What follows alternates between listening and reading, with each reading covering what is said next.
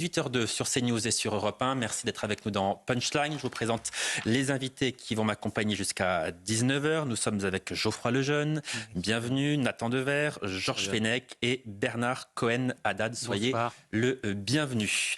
On va parler d'abord de Sainte-Soline. Je vous le disais dans le rappel des titres, des milliers de personnes attendues jusqu'à dimanche. Sainte-Soline, épisode 3, des militants qui comptent à nouveau protester contre les fameuses bassines. Entre 6 000 et 8 000 participants attendus, dont environ 1 millier d'éléments radicaux. Et pour anticiper les débordements, les affrontements, le monde de la justice se prépare. Exemple dans la juridiction des Deux-Sèvres. Avec vous, Célia Barotte, bonjour. Les Deux-Sèvres, un des 3 départements concernés par la mobilisation anti-bassine. Oui, Johan, pour cet événement d'ampleur à haut risque, un dispositif judiciaire spécifique est mis en place.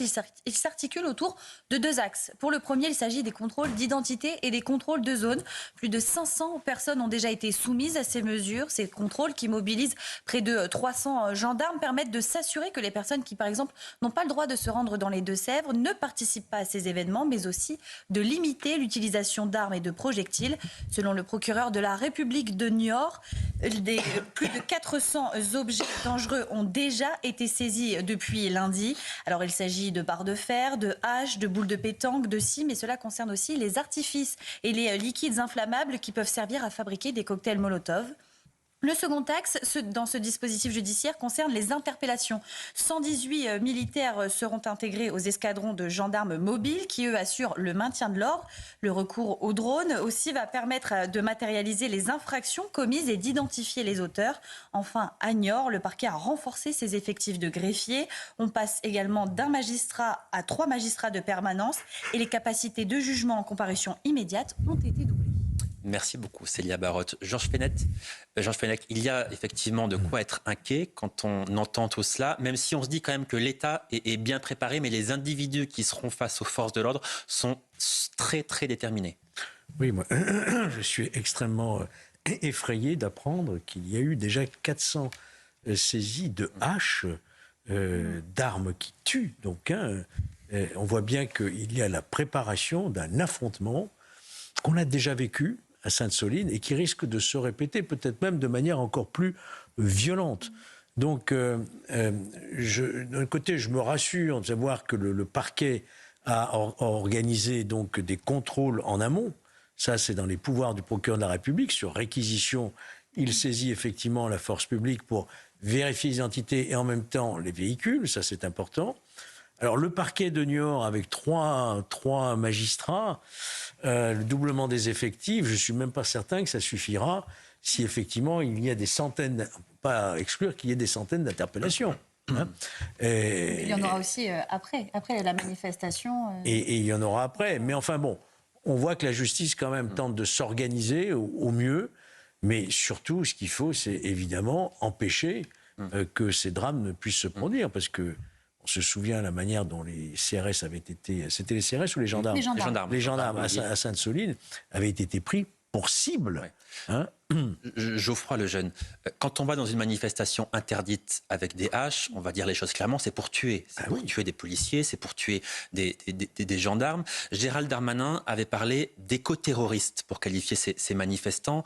Quand on voit ce qui a été effectivement confisqué à ces manifestants, quand on voit les armes avec lesquelles ils viennent, c'est difficile de donner tort au ministre de l'Intérieur. Et puis quand on se souvient des images de la dernière fois... Absolument, à Sainte-Soline, oui. Absolument dangereux. Je me souviens qu'il y avait une histoire de médecin qui avait été visé alors qu'il était en train d'aller secourir quelqu'un. Enfin, c'est extrêmement choquant, les images là-bas.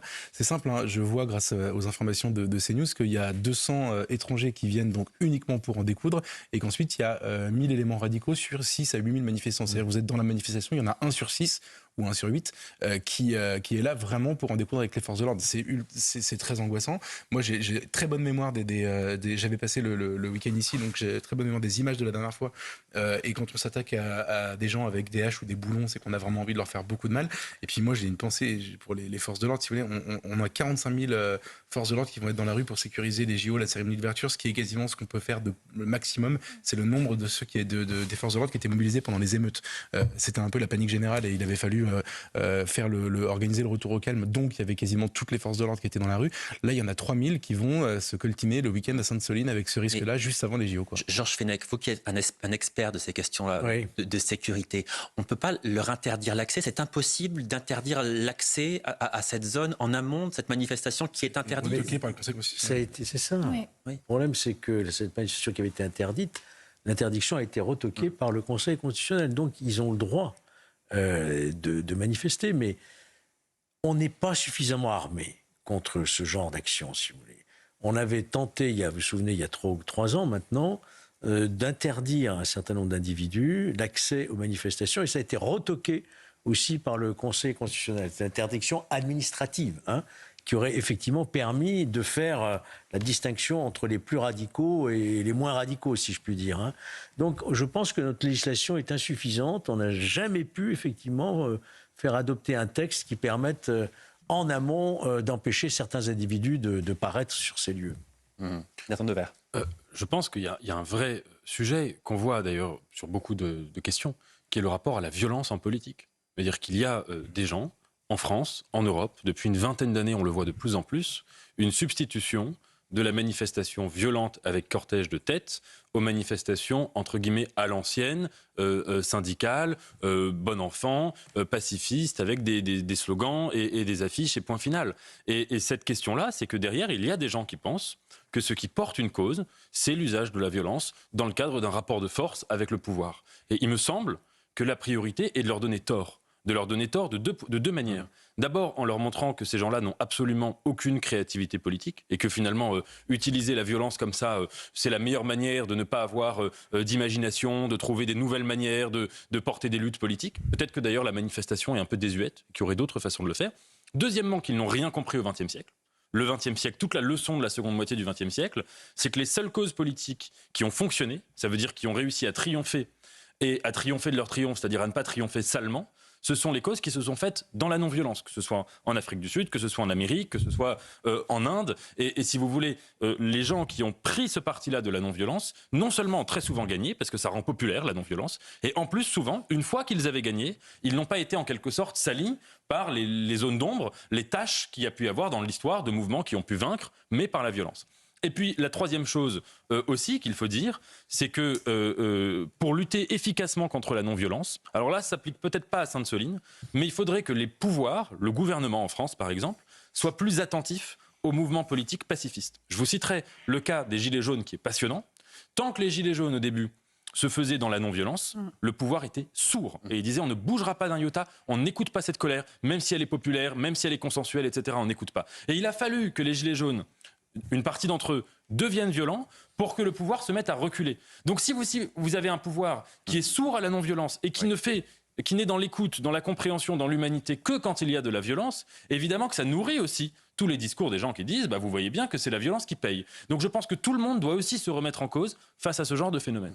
Bernard Cohen-Haddad, un mot avec vous pour parler du ministre de l'Intérieur. Même s'il est démissionnaire, évidemment, il a toutes les compétences et tous les moyens à sa disposition pour gérer ce problème-là. J'espère qu'il va le gérer. 3000 gendarmes ou policiers sur place pour un événement alors qu'on a des Jeux Olympiques à gérer dans la capitale et sur les sites. Il faut qu'il le fasse et qu'il le fasse vite. Le problème qu'on a aujourd'hui, c'est que les méga-bassines sont un alibi. Le but, c'est tout simplement de déstabiliser l'État.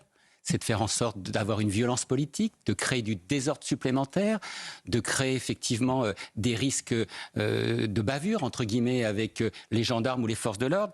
C'est de l'activisme, vous l'avez dit les uns et les autres.